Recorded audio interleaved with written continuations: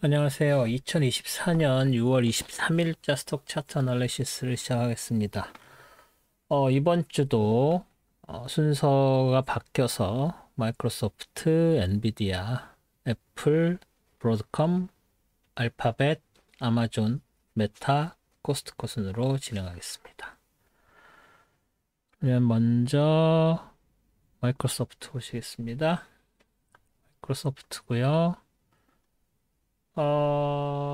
지난주 여기까지 14일 여기까지 진행돼서 443.40을 못 넘은 채로 장이 마감됐었는데, 월요일에 튀어 올랐죠? 그리고 나서 화요일 장이 다시 빠졌고, 수요일 휴장, 목요일 더 빠져서 내려서 다시 443.40 안쪽으로 들어왔다가 금요일날 또 다시 캡 상승해서 올라갔죠? 그래서 일시적으로 화요일에 떨어지면서 엔비디아가 시총 1위를 차지하는 기염을 토했지만 다시 목금 지나면서 마이크로소프트랑 자리를 바꿨죠. 그래서 지금 현재 마이크로소프트, 엔비디아, 애플 이런 순으로 시총이 순위를 달리고 있습니다. 그래서 뭐 다음 주에 또 금방금방 또 바뀔 수도 있는 상황이죠.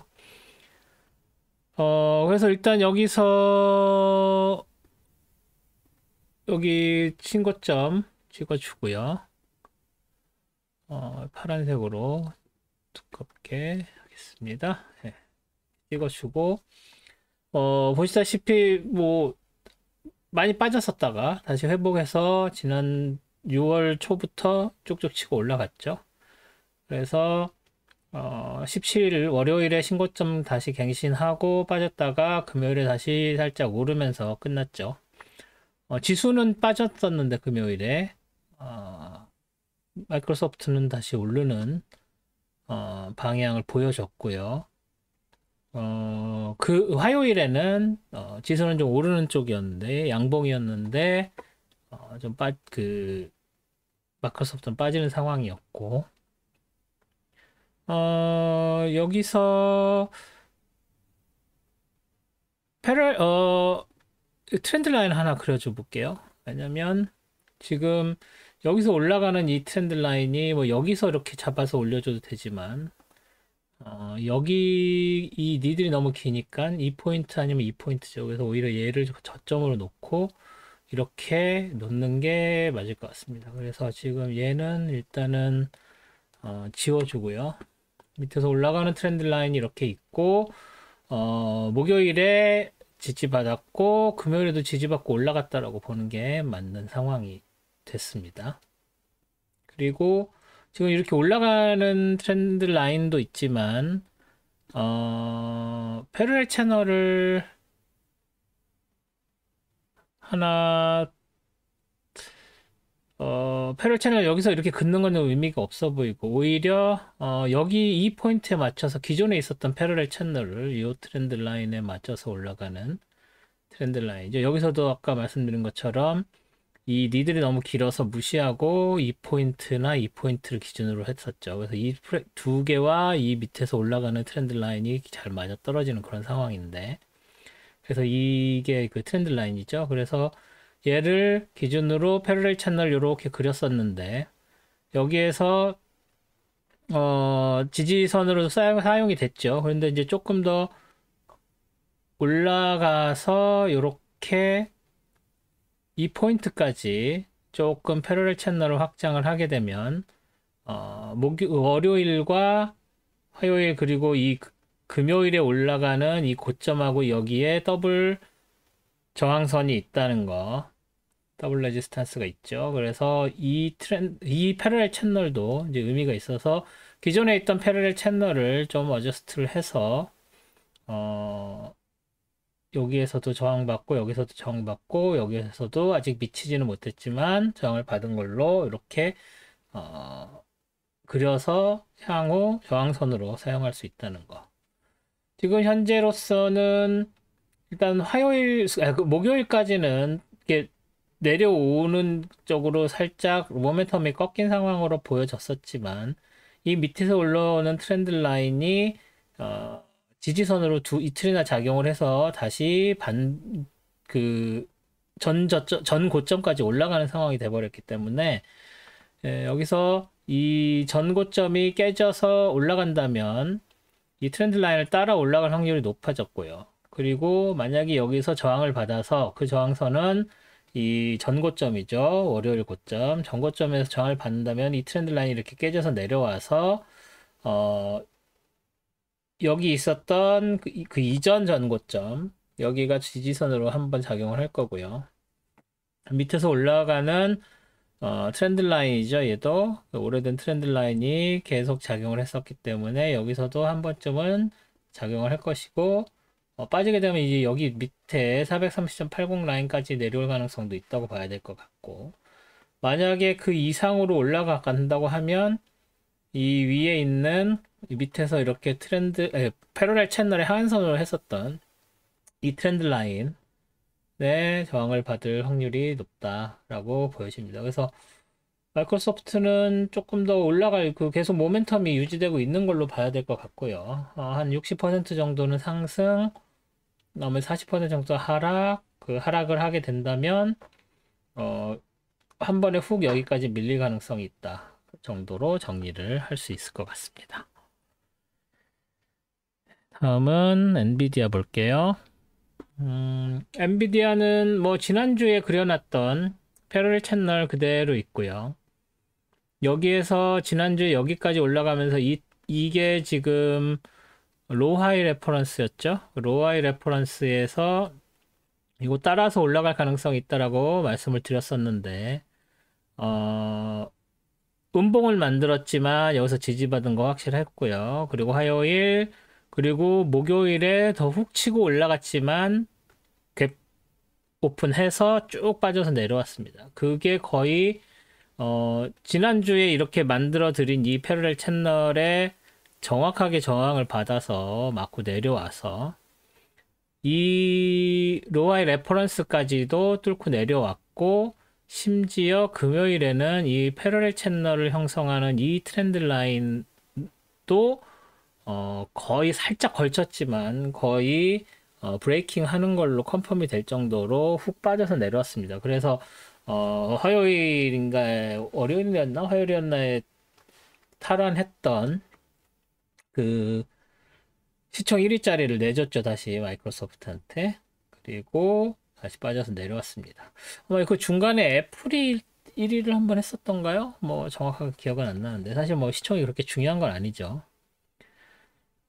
그래서 지금 현재 이 밑으로 내려와서 여기 살짝 걸쳐 있어서 이게 완전히 깨졌다고 보기가 되게 애매해진 상황이긴 한데 그래도 이 파란색 라인에서 저항을 받아서 지지를 받은 거죠. 지지를 받아서 이렇게 올라간 상황이 되기 때문에 다음 주는 이 위쪽이 될지 아래쪽이 될지 어떤 갭으로 시작할지에 따라서 월요일장에 좀 눈여겨 보셔야 될 필요가 있을 것 같습니다. 지금 현재 익스텐디드 마켓까지 고려를 해도 익스텐디드 마켓에서 살짝 올랐거든요. 그래서 익스텐디드 마켓에서 살짝 오른 상태로 끝났기 때문에 뭐 갭 하락해서 무슨 큰 문제가 있지 않나 갭 하락해서 이 밑에서 시작하는 일보다는 이 파란색 위쪽 선에서 시작을 할 확률이 되게 높아졌고요. 그래서 한국 시간으로는 오후 4시, 5시인가요? 그때 이제 익스텐디드 그 프리마켓 열리죠. 새벽 4시 현지 시간으로. 그래서 그게 새벽 4시니까는 한국 시간 5시던가요? 서머타임이라서 5시부터 저녁 5시죠. 한국 시간은. 저녁 5시부터 열리는 프리마켓 보시면 위쪽에서 시작할 건지가 보이니까 아래에서 할 건지 이제 그거를 보시면서 트레이딩 하시면 될 것 같습니다. 엔비디아는 뭐 딱히 새로 그린 뭐가 없고요. 뭐 여기 있는 고점, 신고점 이렇게 찍어주는 정도? 이렇게 찍어주는 정도 말고는 없습니다. 근데 뭐 그렇게 쉽게 다시 올라가기가 어려워 보이긴 합니다. 이것들이 다 저항선으로 작용을 하겠죠. 그래서 엔비디아는 그 정도로 정리하겠습니다.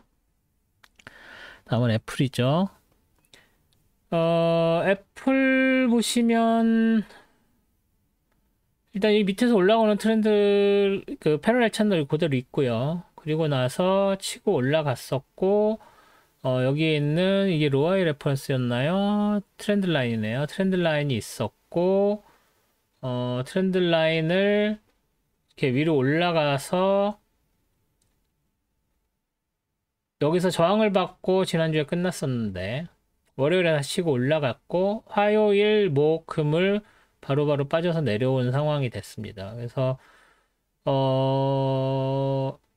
사실 여기에서 피보나치 리트레이스먼트를 하나 그려줬었는데 제가 이 장이 벌어질 때 월요일 날 그 이유는 여기서부터 이 밑에서 이거를 기준점으로 해서 이게 축 치고 올라갔죠. 그래서 축 치고 올라간 걸 여기를 일로 놨을 때 61.8% 라인이 목요일에 이렇게 저항을 받았었습니다. 그래서 이 밑에서 올라오는 트렌드 라인이랑 거의 이중저항처럼 돼서 목요일 이 정도에서 다시 반등해서 올라갈 가능성이 있겠구나라고 봤는데 금요일에도 장이 안 좋으면서 더 빠져서 내려왔죠.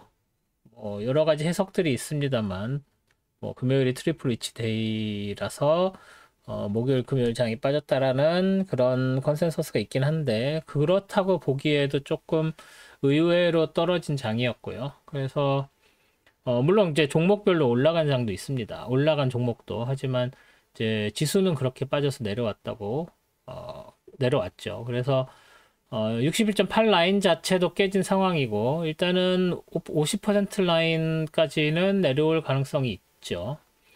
하지만 이게 너무 가파르게 오르는 상황이기 때문에 다시 원래대로 돌아오는 건 조금 네, 아니죠. 그래서 이렇게 치고 올라가서 그 반대 매물로 내려왔다고 쳐도 여기 50%선 이전에는 다시 이렇게 돌아갈 확률이 높다고 봐야 될 것 같습니다. 그래서 그런 면으로 지금 전에도 이제 이 그룹핑 말씀드렸는데 지금 이게 확연한 다른 그룹이죠. 이 밑에 쪽에 있는 그룹이랑은 볼러틸리티도 다르고 그래서 이 그룹과 그룹을 연결하는 트렌드 라인을 하나 그려주면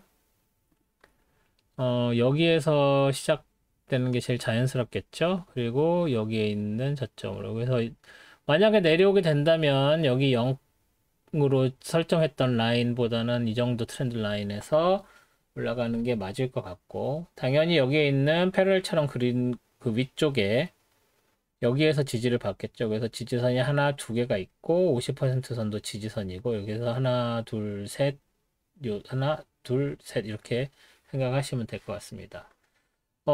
이 신고점이죠. 이 포인트가. 그래서 이 고점을 넘어선 거기 때문에 여기를 이렇게 쉽게 뚫고 올라갔기 때문에 이 라인까지 내려오기가 쉽지 않아 보입니다. 그래서 이 내려와도 이 세 개 라인 정도가 될 것 같고 오히려 저는 50% 라인 이전에서 다시 말해서 이 트렌드 라인에서 다시 지지받고 올라갈 다시 61.8 라인을 기준으로 지지받고 올라갈 확률이 좀 더 높다고 한 60% 이상 될 것 같습니다. 그래서 애플은 갭 상승해서 61.8 라인 여기에서 지지받고 올라가는 쪽으로 물론 이게 저항선으로 작용할 가능성도 없진 않습니다만 이렇게 3일 연속으로 떨어졌어도 다시 반등할 것 같이 보이는 그런 느낌이라고 말씀을 드릴 수가 있겠습니다. 다음은 브로드컴이고요. 브로드컴이 많이 치고 올라왔죠. 그렇지만 아직도 많이 빠져서 지금 제가 기준으로 하는 게 제 레이티스트가 언제죠? 인베스코에는 6월 18일 걸로 나오고 슬릭 차트에서는 6월 20일 기준으로 나오는데 6월 20일 기준으로도 애플 다음이 브로드컴입니다. 그래서 일단 브로드컴이 아직은 시총 QQQ에서 4위에 해당되는 거고요. 살짝 알파벳을 제쳤네요. 그래서 일단 네 번째로 소개를 하는 것이고요. 그리고 지난주에 여기 1747.24 여기 이렇게 이 파란색 두 개의 레인지에서 움직일 확률이 높다고 봤는데 갭 상승하면서 월요일 날 치고 올라갔죠. 그래서 여기서 월요일도 신고점, 화요일도 신고점 만들면서 여기에서 신고점 만들었죠. 그리고 나서 바로 빠지기 시작해서 화요일 날 빠지고 수요일 날 쉬는 날도 빠지고 그래서 목요일, 금요일 이런 식으로 빠져서 다시 그 갭상승한 이 갭상승이 그 분할에 의한 갭상승이었죠. 그래서 이 분할이 7월 14일인가부터 시작이죠. 네, 그래서 7월 14일인가 13일인가 그쯤인데 그때부터 그때까지는 아무래도 분할 관련된 그런 수요가 좀 있을 거라고 보고 이렇게 3일 연속 빠졌지만 이 밑에 있는 그 분할하기 전까지로 내려오기는 쉽지 않나 보입니다. 그래서 그런 부분들을 고려를 하셔야 될 거고요. 여기서 올라오는 이 트렌드 라인에서 이제 다시 금요일엔 지지를 받았다고 봐야 될 것 같고 여기에서 이 밑에서 올라오는 얘도 트렌드 라인이죠. 이 트렌드 라인에서 지지받고 다시 올라갈 확률. 그래서 여기엔 지지선이 굉장히 많습니다. 그래서 쉽게 밑으로 쳐져서 내려올 것 같지는 않고요. 다시 올라간다고 하면 올라갈 때도 이렇게 쉽게 쭉쭉 내려와서 올라갈 때 이 저항선들도 그렇게 크게 영향을 미칠 수 있을 것 같지가 않습니다. 그래서 뭐 브로드컴은 전에도 말씀드렸지만 합병하고 나서 뭐 옛날 그 넘버들이나 어떤 레벨들이 크게 작용하지 않고 있는 그런 주식 중에 하나라서 심지어 7월 달에 다시 분할돼 가지고 새로 차팅을 하게 되면 그게 더 심화됩니다. 그래서 차팅으로만 트레이딩 하기가 쉽지 않은 종목이라고 말씀을 드릴 수가 있죠. 그래서 그런 부분들을 고려하셔서 그렇다고 해서 안 맞는 건 아니죠. 뭐 이런 식으로 이렇게 로아의 레퍼런스 만들었는데 그냥 딱딱 맞아 떨어지기도 합니다. 그래서 이런 것들을 고려를 하셔서 잘 그림을 이용을 하셨으면 하는 당부를 드립니다. 그래서 잘 안 맞는 것 같지만 의외로 잘 맞고 또 잘 맞는 것 같지만 의외로 안 맞는 그런 주식이라고 그런 종목이라고 말씀을 드릴 수가 있겠네요. 그래서 다음 주는 지지선이 너무 많기 때문에 살짝 이제 위로 올라가면서 여기 이 근처에서 장이 형성될 확률이 높다 정도로 정리를 할 수 있겠습니다. 다음 알파벳 볼게요. 알파벳은 막 이렇게 위로 슉슉 올라가고 떨어지고 막 볼라til리티가 큰 다른 종목들에 비해서 거의 지금 한 달 이상 거의 한 달 돼가는 거죠. 한 달 정도 이 핑크색 레인지 안쪽에서 뭐 쉽게 오르지도 내리지도 않고 버티고 있는 상황인데 월화 뭐 거의 움직임이 제한됐다고 볼 수 있고 목요일도 마찬가지로 금요일 날 좀 치고 올라갔습니다. 그래서 얘도 신고점 만들었는데 뭐 신고점 자체가 큰 의미가 있어 보이진 않죠. 그래서 뭐 여기 얘도 지금 고점이긴 신고점이긴 신고점인데 큰 의미가 없어서 고점을 안 그려놨었던 상황이었는데 그래서 오히려 178.77이 기준이고 그걸 벗어나지 못하고 있는 그런 상황이라고 봐야 되겠죠. 그리고 오히려 이 밑에서 올라오는 여기 있던 옛 트렌드 라인이 요걸 따라서 그 위아래로 이렇게 오실레이션 하는 것 같은 느낌이라서 놔뒀는데 거기에 오히려 저항을 받아버리는 상황이 돼버리니까 다시 이 레인지 안쪽으로 들어올 확률이 좀 더 높아졌다고 그렇게 봐야 될 것 같습니다. 그래서 그런 부분들 고려하면 알파벳은 앞으로도 그렇게 쉽게 치고 올라갈 것 같지 않고 이 박스권에서 정체되어 있다라고 보는 게 타당할 것 같고 그것이 돌파되건 그러니까 움직이는 위건 아래건 돌파되는 포인트는 아무래도 매크로나 뭐 회사의 발표나 뭐 이런 것들에 디펜딩을 하는데 그런 것까지는 차트로 예측할 수 있는 상황이 아니죠. 그래서 그런 부분들 고려하시면 당분간은 구글은 좀 움직임이 정체되어 있는 주식으로 그런 종목으로 분류를 하셔야 될 거라고 그렇게 말씀을 드릴 수가 있겠습니다. 이 안쪽으로 다시 들어올 확률이 높죠. 뭐 더 위로 올라간다고 해도 크게 이렇게 벗어날 것 같은 느낌도 아니고, 그래서 이 레인지가 현재로서는 좀 더 길게 가지 않을까라고 생각하는 레인지라고 봐야 될 것 같습니다. 알파벳은 이 정도로 정리를 하겠습니다. 다음은 아마존이네요. 네, 아마존도 지난주에 피보나치 리트레이스먼트에서 이렇게 해서 68 라인 찍고 올라와서 71.6이었나요?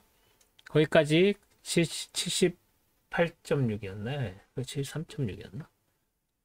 뭐였죠? 여기 쭉 나오는데. 이게 아니네요.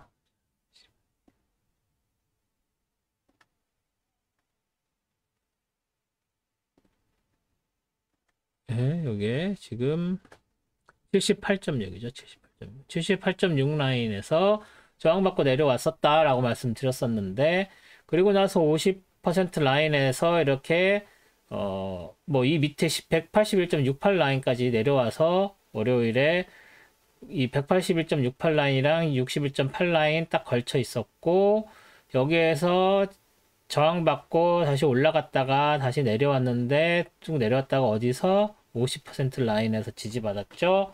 그리고 나서 다시 목요일날 올라가서 1라인까지는 안 갔더라도 78.6 라인도 뚫고 올라가서 188.65 여기 있는 전고점, 아주 오래된 전고점입니다. 그래서 이 두 파란색 라인이 중요하다고 말씀드렸는데, 거기도 뚫고 올라갔었지만 다시 빠져내려와서 결국은 78.6 근처에서 또 다시 장을 마감한, 세틀되는 그런 상황이 돼버렸습니다. 그래서 얘는 조금 더 두고 봐도 되겠죠. 그래서 코디네이트에 이거를 뭐 한 53 정도로 늘려보겠습니다. 이 정도까지 가서 78.6 라인, 이 라인 아직도 유효하고요. 그래서 이 두 개의 저항선 아직도 유효하고요. 그래서 뭐 갭 상승 갭 하락을 어떻게 하는지에 따라서 이 위를 치고 올라갈 수 있을 수도 있지만, 이 역사상 고점이든가요? 이게 아니죠. 역사상 고점 맞군요. 역사상 고점을 다시 공격을 할 수 있을 것인지, 아니면 다시 밀려 내려와서 61.8 라인까지 또 올 것인지 다음 주에 잘 한번 지켜보시기 바랍니다. 레인지는 이 1하고 61.8 이 레인지 아니 되겠죠? 당연히 올라갈지 내려갈지는 가늠하기 되게 어려운 정도라고 보실 수 있고요. 이게 지금 레인지 무브라고 하면 레인지 무브입니다. 크게 봤을 때. 그렇죠? 그래서 189.77, 173.38 요거에 지금 이렇게 내려왔다가 올라갔다가 다시 여기 찍었죠? 거의 요거 여기까지는 아니지만 여기 찍었죠? 거의 여기까지 내려왔죠? 그리고 나서 다시 올라가는 그런 상황이 됐습니다. 그래서 그런 거 고려하시면 레인지 무브라서 여기서 새로 트렌드 라인을 이렇게 그리지는 않습니다. 이게 되게 여기서 트렌드 라인 이렇게 그려주고 싶은 그런 상황인데, 레인지 무브라서 트렌드 라인은 그리지 않는다 라는 거 다시 한번 기억하셨으면 좋겠습니다. 아마존은 이 정도로 정리를 하겠습니다. 다음엔 메타죠. 메타가 어려운 게, 메타 전에 말씀드렸던 그 메타 그 앵글, 메타 앵글이 지금 뭐 잘 맞아서 왔었죠. 그런데 이제 지난주에 새로 살짝 비틀어진 앵글이 새로 만들어졌고, 그 앵글이 이번 주에도 만들어졌다고 봐야 될 것 같습니다. 일단 지금 보이는 이런 좀 복잡해 보이는 것들을 일단 지워볼게요. 얘도 뭐 놔둬도 되겠지만 일단은 지우지 않고 하이드를 하겠습니다. 그래서 이 밑에서 올라왔던 것들 일단 요것만 남겨놓고 얘만 좀, 얘를 색깔을 다르게 칠해볼까요? 색깔을 다르게 칠하면 또 다음에 문제가 되죠.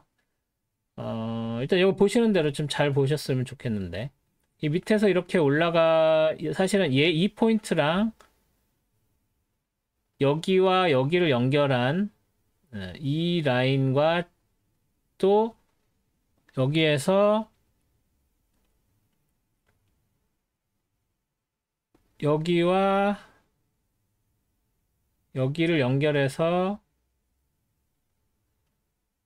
여기 빨간색 이 지지선이죠. 지지선에 해당되는 거를 한 게 여기서 이렇게 맞아 떨어진 상황입니다. 그래서 지금 여기서 이렇게 올라갔다가 여기서 지지받고 다시 올라갔다가 다시 내려와서 여기서 만난 상황이기 때문에 여기서 다시 지지받고 올라간다면 이 새로운 각도가 이제 다시 더 잘 맞아떨어지는 그런 상황이라고 봐야 될 것 같고요. 이걸 이 밑에까지 내려오는 것보다는 이 위에 있는 이 라인을 지금 여기에서 이렇게 연결되어 있는 이 라인이 살아있는 거기 때문에 그래서 얘는 그냥 지워버리고 얘가 아니죠. 얘죠. 얘를 지워버리고 오히려 얘를 여기까지 올리고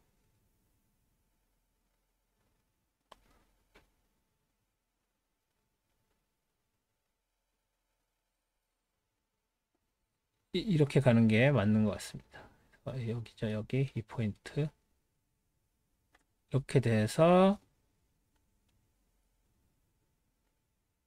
이렇게 된 이 패러렐 채널 새로 만든 패러렐 채널 지난주에 있는 거랑 각도는 같은데 좀 더 현실적으로 만들어진 패러렐 채널이 있다는 거. 그래서 요 채널 따라서 올라가고 이게 지지선으로 작용이 되는지를 보는 게. 그래서 이게 다음 주에 지지선으로 돼서 다시 반등해서 올라간다고 하면 이 새로운 각도를 기존에 있었던 메타 앵글보다 좀 더 많이 사용을 하게 될 가능성이 있다. 그래서 새로운 레인지가 생겼다라고 보실 수가 있고요. 여기서도 이 니들은 크게 신경 쓰실 필요가 없을 것 같습니다. 그래서 오히려 여기서 트렌드 라인을 그린다면 이 포인트에서 얘랑 얘를 이렇게 연결을 해서 만드는 트렌드 라인이 좋은데 그거보다 지금 새로 찾은 두 번째 메타 앵글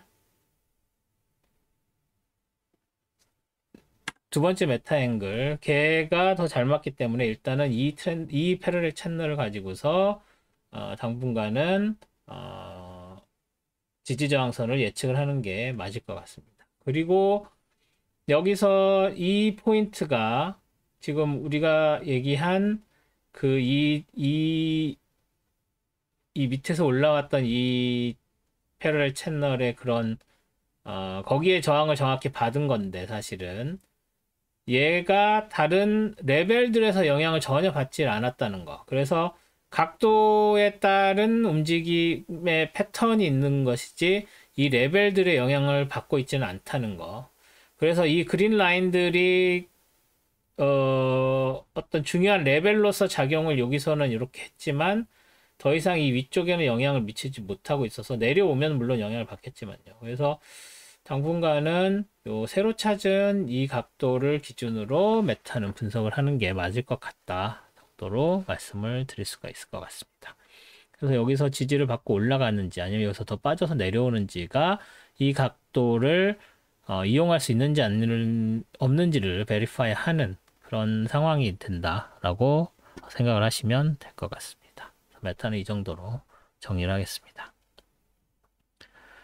그러면 마지막으로 코스트코고요. 코스트코는 지난주에 이렇게 만들어져 있었던 패러렐 채널 계속 따라가 올라가는데 월요일 올라갔죠. 그리고 화요일 미치지 못하고 다시 빠져서 내려온 상황이 돼버렸고 빠져서 내려오는 게 금요일에 너무 길게 빠져서 내려오는 바람에 이 밑에서 올라오는 트렌드 라인에도 거의 가까이 붙은 상황이고 브레이크를 한 상황이죠. 이 패러렐 채널의 하한선을. 그런데 이 패러렐 채널의 하한선도 다시 여기에 있는